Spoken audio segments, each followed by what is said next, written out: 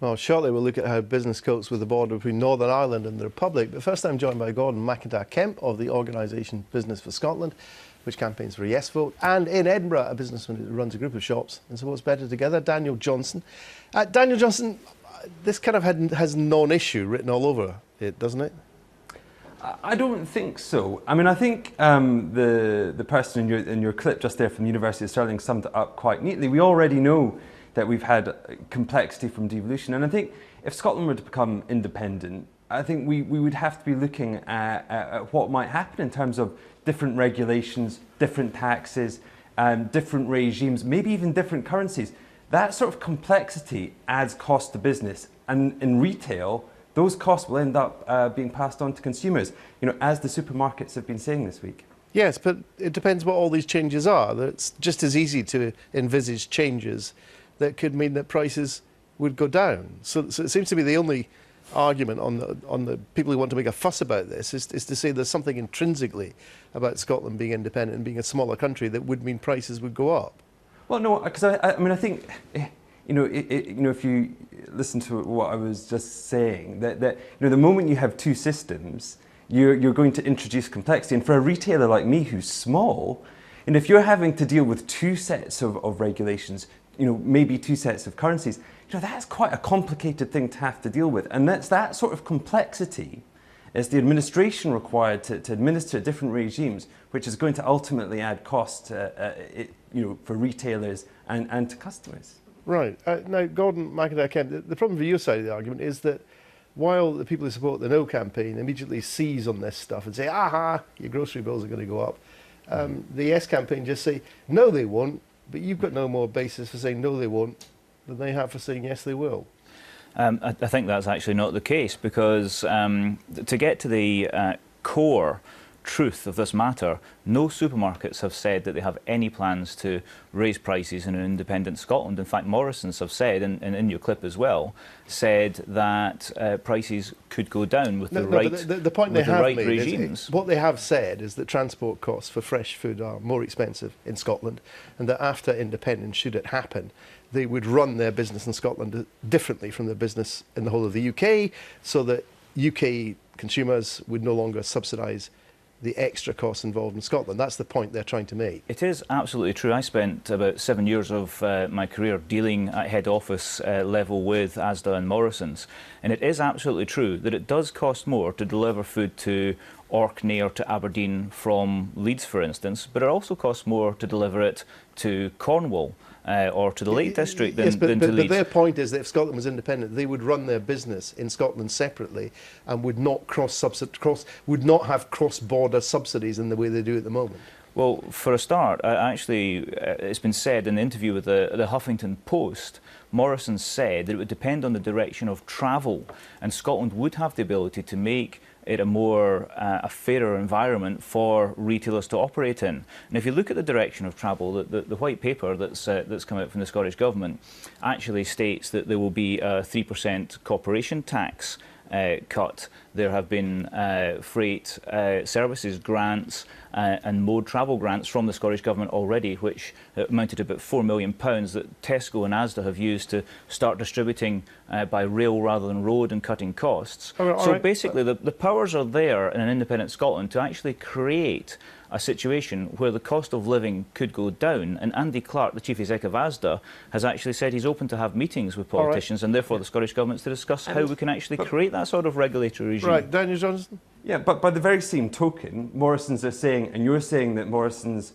will say that prices could go down, but they're also saying that if the cost of doing business in Scotland goes up, they'll pass those costs on. And I think you can't just take one side of the argument without the other. There's no real reason for them to go up. Well, I think they just provided distribution costs, and I think the distribution costs won't change with independence; they'll stay exactly the same. But why would they pass them on to a different jurisdiction? I mean, it's like saying that customers in France will subsidise the transportation costs in Finland, in different parts of the EU. That just doesn't happen. I don't see why businesses would be doing that under independence in Scotland. It just doesn't make sense. You can't say, take on the one hand that prices might go down without also accepting that they might go up as well.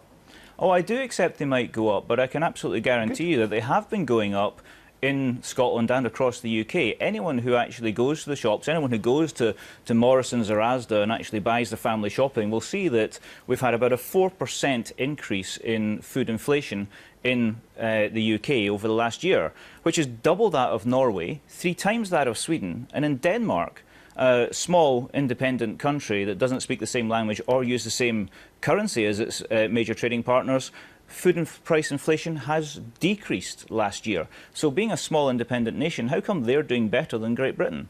So it doesn't make sense to actually say that just because you're smaller, it depends. If you're smaller and you have all the economic levers, you can create a better environment for business. And that has been said over and over again by the Scottish Government, that they will actually use powers to improve the business environment Daniel in Scotland. Johnson get a word in. Well, I mean, I just think it comes back to the same point. It's got nothing to do with about, being smaller. It's just got to do with, Scotland's a lot further away from a lot of the markets, and that will increase costs. There have been allegations, not least by our esteemed economics editor Robert Peston this week, that some businesses, not just in Scotland, but some big companies are afraid to speak out on this issue because they might get lambasted by the Scottish Government or indeed boycotted by people at the shops.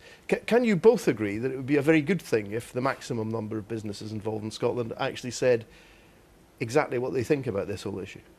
I mean, definitely. It's why I'm very pleased to be talking on the programme tonight. I thought you would be. Are you?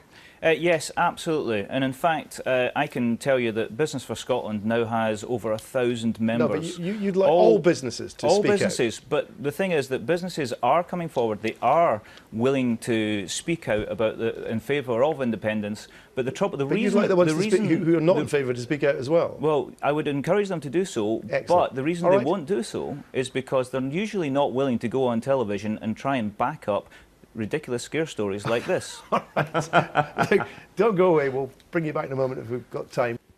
Well, Gordon MacIntyre-Kemp, you've had some experience working in Ireland, haven't you? Are there price differentials? I thought there were. I thought there was a phenomenon of, I can't remember, of whether it's people coming up from the Republic to the north to shop in places like Marks and Sparks or whether it's the other way around. Well, actually, milk and eggs seem to be cheaper in Southern Ireland than Northern Ireland, but potatoes are cheaper the other way around. So it's pretty much the same.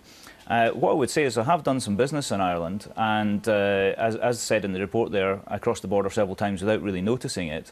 The other thing is I did ask my accountant before going to Ireland last year what would be the differences, and he said, you don't need to know about it, it's pretty seamless, there's a slight difference on tax, I'll just put the VAT in box 8 rather than box 4, and I said, that's it, yeah.